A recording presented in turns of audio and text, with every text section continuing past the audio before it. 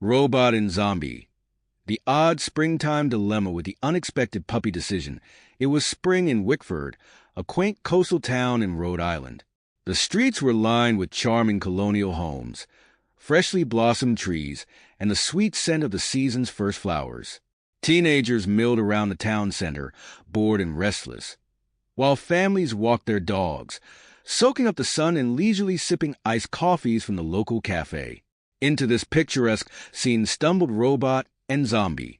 Robot, wearing his usual getup of a death metal band shirt, ripped jeans, and a flannel tied around his waist, was strutting through the streets with a swagger that suggested he owned the place.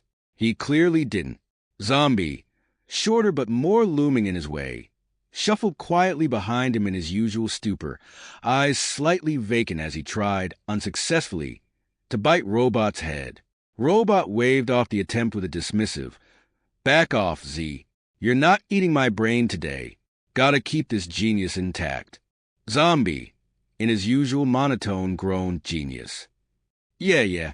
Now stay sharp. We're scoping out opportunities here. Wickford's crawling with easy marks. These fancy folks don't know what hit and when we roll through town." Just as Robot was plotting his latest scheme, something unusual caught his attention. Across the street, nestled beside a quaint wooden bench, sat a tiny, fluffy puppy. The puppy had big, wide eyes and was wagging its tail, clearly happy to see them, or anyone really. Robot blinked. "Is that a dog?"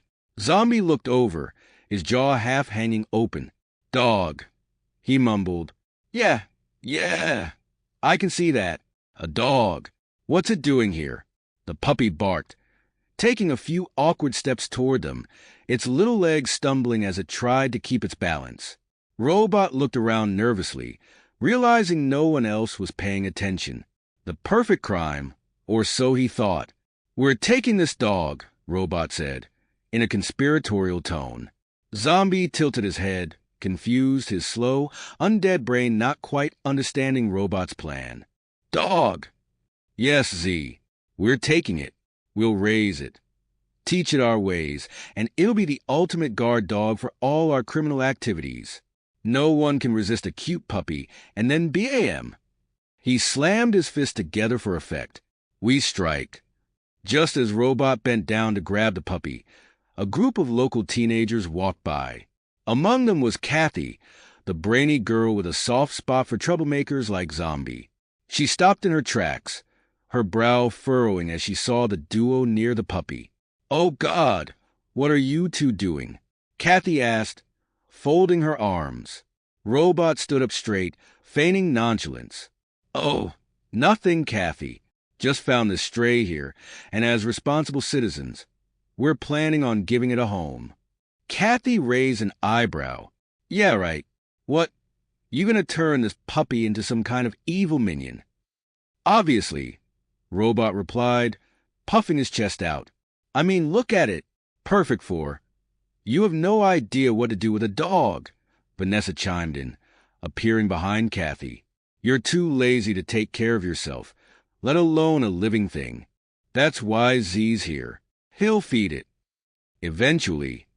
Robot waved a hand dismissively at the criticism, not caring that his plan was unraveling fast. "Besides, I have plans. Big plans." Vanessa snorted, looking at Zombie, who was now leaning down to try and stick the puppy's head in his mouth. The puppy barked in delight, thinking it was part of a game. I think you need to get the dog away from him before it ends up inside his stomach," Kathy said, grabbing the puppy and cradling it in her arms.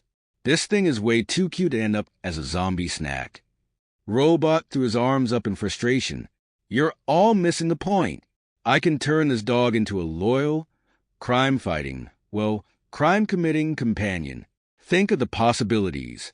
Or," Kathy interrupted, "you could just, I don't know, take it to the vet and find out if it belongs to someone." Robot looked horrified. "What? No. That's something a normie would do." Vanessa, leaning in to coo at the puppy, smirked. "Well, then maybe you should let the normal people handle this." "I don't need your help," Robot shouted, This is all part of my plan. Besides, I found it first. Finders keepers. Kathy shook her head, turning her attention back to the puppy, who was now licking her face. You're not keeping this dog. You have no idea how to care for it. Just then, Todd Birkin, the local rich kid with more money than sense, wandered over. Yo, what's going on here? Whose dog is that? Before Robot could respond, Todd's dim-witted brain began to click into place. Wait, you found that dog? Dude, that thing's probably worth like a lot of cash. Purebred and everything. Robot's eyes lit up. Worth a lot of cash, you say? Kathy sighed. Don't listen to him, Robot. But it was too late. Robot's scheming mind was already in overdrive. I knew it. This puppy's not just cute. It's an investment. We sell it, make a fortune. Vanessa rolled her eyes. And here I thought you had even an ounce of compassion. Hey, Robot sneered. I'm a genius, not a charity worker. This puppy's my ticket to riches. Kathy stood firm. No way. You're not selling this puppy. We're going to find out if it belongs to anyone. The teenagers formed a united front, standing between Robot, Zombie, and the puppy. Robot, sensing he was losing the battle, threw his hands up in frustration. Fine, whatever. Take the stupid dog. I don't need it. I've got better things to do than waste time with you losers. As Kathy, Vanessa, and the others began to walk away, Robot muttered under his breath, This town just doesn't appreciate genius. One day, they'll see. One day. Zombie, still standing by the bench, mumbled, Genius. Robot huffed. Shut up, Z. Let's go find something else to do. Maybe there's a bank we can rob. I'm feeling inspired. And with that, Robot and Zombie shuffled off down the street, leaving behind a peaceful springtime town that had no idea just how close it had come to disaster. This was another odd day in Wickford, where chaos came and went, just like spring breezes, leaving only slightly more mayhem in its wake.